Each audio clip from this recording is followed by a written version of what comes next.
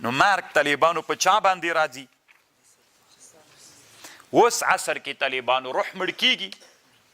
څه وایي دی؟ روح مړ کیږي؟ نه بیا یې وخت کې خو مړ کیږي، خو اوس خو نه مړ کیږي، روحونه ژوندي دي. طالبانو د ارواحو مستقله دنیا ده، د ارواحو په اړه علما خپل مستقل بحثونه کوي. یوه خبر چې ډیره مهمه ده طالبانو ورونو، د اوس عصر کې هسې به لږ درته ووایم توکل په خدای، طالبانو په د اوس عصر کې داسې کیږي مثلا یو عالم ده، هغه یو نوی ابتکار کړی، خو دا نوی ابتکار یې په باطن کې ده.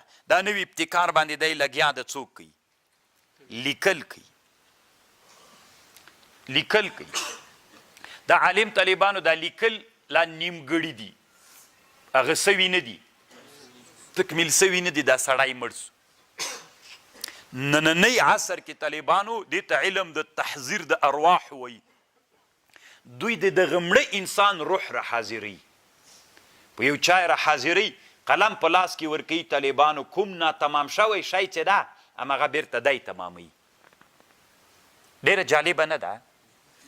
زه طالبانو داسې فکر کوم او دې حقیقت ته تقریبا رسېدلی یم. طالبانو نن عصر کې غربي نړۍ کوم مجاهد مشر چې شهید سي په دنیا کې چې دوی مقصد وي، خصوصا که تاسې فکر وکړو حماس مشران پرله پسې شهیدان سول، طالبانو ټول مشران تقریبا شهیدان سو.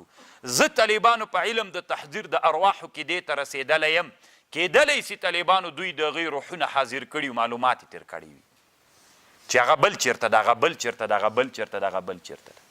ګپ نه در سره لګوم طالبان، نور تاسې خپله خوښه یو ورځ انشاءالله کوه بیا د تحضیر د ارواحو باندې چې علامه طنطاوي کوم مستقل کتاب جوړ کړی بیا یو ورځ درته راوړم.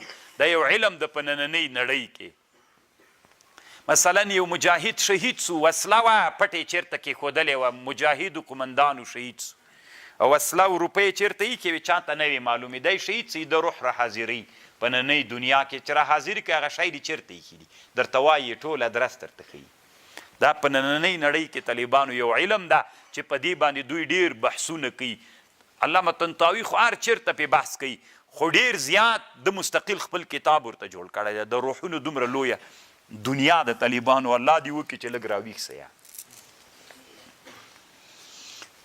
فریحینا دا شهیدان چې دي خوشحاله دي بما په هغه شي آتاهم الله چې ورکړي دي الله دوی ته من فضله، ویستبشرون بالذین دوی خوشحالیږي په هغه کسانو لم یلحقوا بهم من خلفهم الله خوف علیهم ولا هم یحزنون.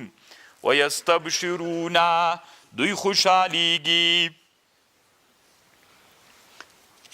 طالبان ورونو کله چې شهیدان اوسي د دنیا له حالاتو نه خبریږي، دوی دنیا کې څه پیښه سوي وي بیا بل څوک چې ورسي فیستبشرون بالذین لم یلحقوا بهم من خلفهم الله خوف علیهم ولا هم یحزنون. چې کوم دنیا کې څه پیښې سوي هغو باندې روحونه څنګه کیږي خبریږي. نو په دې باندې یا مثلا کوم یو مړ سي بل وروستنی مړ سي نو هغه ته راټول سي ورته وایي چې څنګه حالو، نو بیا ورته وایي چې داسې حالو واغسې حالو خبروي.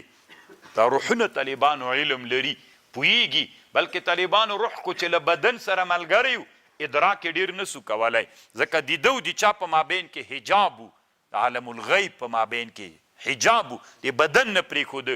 کله چې انسان مړ سو، انسان مرګ خو طالبانو ته نه ده، د روح مرګ د بدن مرګ ده.